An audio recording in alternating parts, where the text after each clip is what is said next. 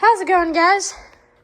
Welcome back to System Test 2 with my demo board. Frankly, I haven't really featured this much just for the fact that technically it's not done. And because of all this loose wiring, because it's still technically not done, so that's why it's so messy, but yeah, anyways, we'll kind of try and put that back there, and we just caused the trouble. Man, this panel, man, I love it. Anyways, let me just fix that real fast. And in the meantime, you guys get to listen to my W intro. Let's go.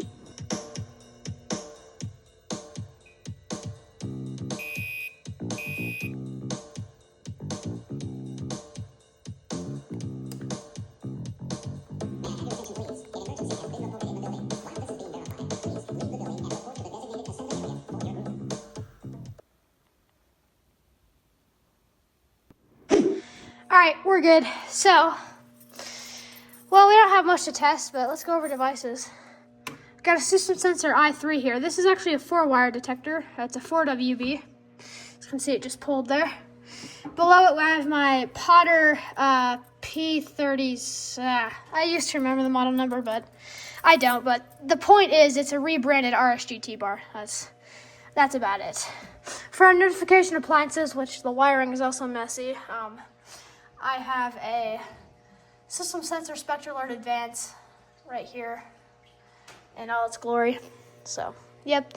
Anyways, if this were a monitored system, we would press transmitter disconnect to test it, but technically we don't have to. And for some reason, it disables the alarms too. So, once again, this panel is very weird and broken. So, you kind of got to bear with me, and you kind of got to be patient with this panel as well. So, anyways, it may or may not go off. Let's test. Yes, it does.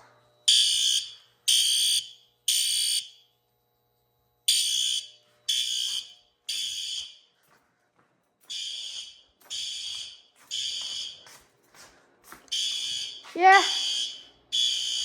That's definitely not 95 candela. You can't even see it on camera until just now. So, like I said, this panel's power supply is kind of shot for the NACS per se, because technically they call it Bell circuits because of how old this thing is. This is set to 95 candela, might I add, and even I had a hard time seeing the strobe, and the camera didn't even pick it up from back here. So, let's just say it's not actually 95 candela, and if you heard that, you see how it kind of doesn't cut the power cleanly. So once again, old panel. This panel's about 30 years old, so kind of gotta bear with it here. But anyways, let's do the pull station.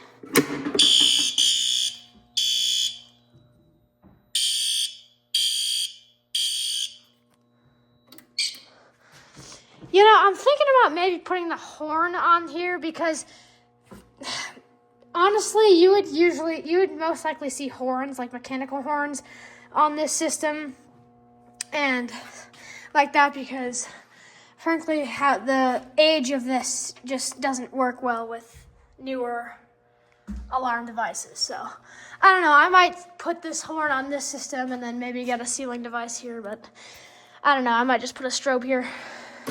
Anyway, so as you can see, we got alarms. Once again, another problem with this panel is for some reason something's wrong and the alarm lights don't come on from zones 2 through 4. So, but this station is on zone 2. And yes, there is a resistor, but it's still showing trouble for no reason. The only zone that fully works on this panel is zone 1. So, that's a little annoying, but hey, it works and it's a panel, so gotta be nice to it. So, there it is. We'll hit reset. Re-enable the zones. There was a little time here where I first had this panel down here, and it just kind of died. And I wasn't able to fix it, and then the transformer started making weird noises, and I honestly thought this thing was dead. But by the grace of God, I was able to fix it, so.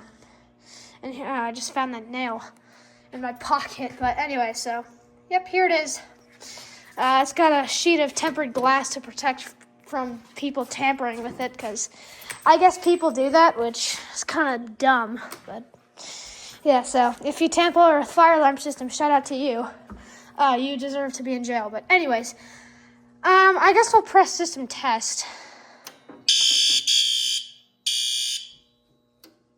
So you can hear all those relays clicking. So anyways, well, that's the panel.